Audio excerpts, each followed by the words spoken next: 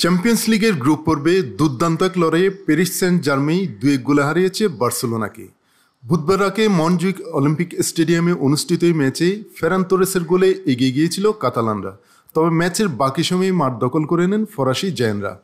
পিএসজির হয়ে সমতা ফেরান 19 বছর বয়সী সেমি মায়ুল। শেষ মুহূর্তে বদলি খেলোয়াড় গঞ্জালো রামোস করেন জয়সূচক গোল। এতে গুরুত্বপূর্ণ 3 পয়েন্ট নিয়ে মাঠ ছাড়ে অতিথিরা। বার্সেলোনা কোচ হান্সি ফ্লিক স্বীকার করেন প্রতিপক্ষ ছিল অনেক ভালো।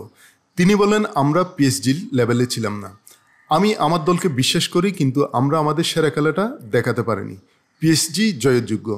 ফ্লিক জানান, দ্বিতীয়ার্ধে ক্লান্তির কারণে খেলোয়াড়রা তাল মেলাতে পারেনি। রক্ষণভাগের দুর্বলতা ও সংগঠনের ঘাটতি থেকে শেষ মুহূর্তে হারের শিকার হতে হয়েছে।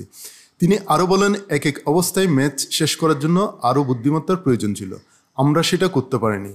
আমাদের আরও সংগঠিত হতে হবে এবং ভুল থেকে শিক্ষা নিতে হবে।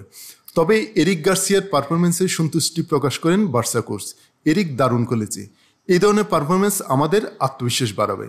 আগামী ম্যাচে বার্সেলোনা ঘরের মাঠে মুখোমুখি হবে গ্রিসের অলিম্পিক কিয়াসুর। অন্যদিকে পিএসজি যাবে জার্মানিতে, যেখানে প্রতিপক্ষ শক্তিশালী বায়ার লেভারকুসেন।